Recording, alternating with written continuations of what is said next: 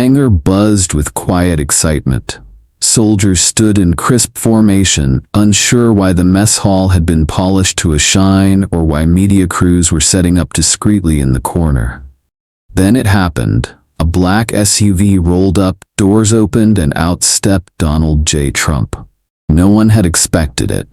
The former president, in a sharp navy suit and red tie, had come to a military base in North Carolina for an unannounced visit. Cameras flashed. Applause broke out. But Trump raised a hand and said with a grin, "Relax, folks. I didn't come here to make a speech. I came here to eat." The soldiers laughed, caught off guard. What followed wasn't a press stunt. Trump requested to eat what the troops ate. No silver platters, no catered meals. Just a tray, a seat, and a real military MRE, meal ready to eat. When he sat down at a metal table in the cafeteria and tore open the brown plastic pack, everyone watched. "Let's see what America's best are living on," he said. But no one expected what his reaction would spark. Trump held up the plastic pouch and squinted. "Chicken burrito bowl," he read aloud, before sniffing the contents. "Smells like it was made in 2004. The troops burst out laughing.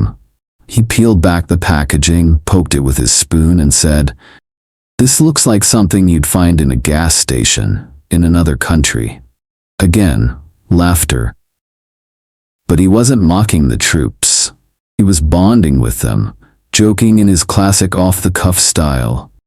Then came the first bite. He chewed slowly, paused, looked at the camera, and said, "It's actually not bad."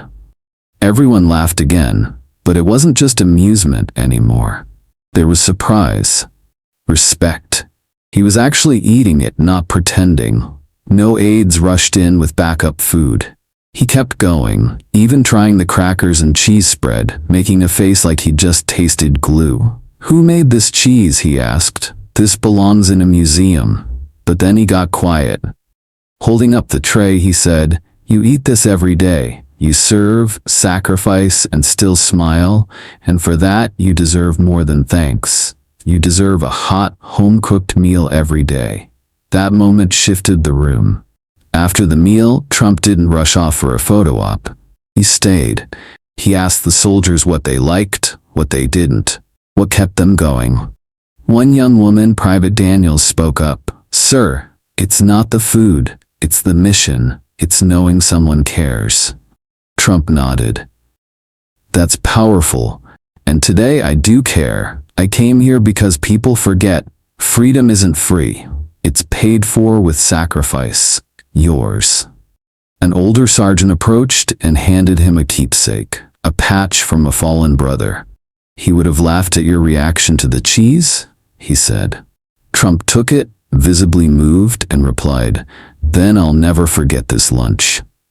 He took time to pose for photos with everyone who asked. He shook every hand, signed every cap, and even sat down for a video call with a soldier's mom who couldn't believe it was really him. But behind all the jokes and jabs at the food, something deeper was happening. A connection, not just political, but human, real. And all of it started over a tray of powdered eggs and vacuum-sealed chili. The base visit had been recorded by a few press staffers, but none of them expected what would happen next. That night, a short clip went viral. Trump holding up the MRE and joking, "This could be a weapon of mass digestion," followed by the moment he said, "But for real, the fact that you eat this and still give your best humbles me." The video exploded. Military Meal Challenge began trending. Civilians across the country began ordering MREs to try them for themselves in support. Former military members started sharing stories about their own meals in the field. One wrote, "I laughed, then I cried, because he actually listened." Even critics admitted it was a rare moment of raw humanity. Talk shows replayed the clip. Veteran groups praised the unscripted honesty. News outlets debated whether it was PR or genuine empathy. But for the troops who were there, it was real. More than $1 million in donations flowed to veterans' food programs within 48 hours. And suddenly that plastic meal became a national conversation about how America treats its heroes.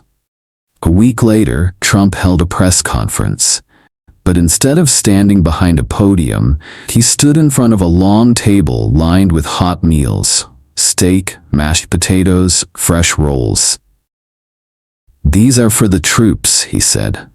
"We're launching an initiative to get real hot meals to every base once a week, starting with the one I visited."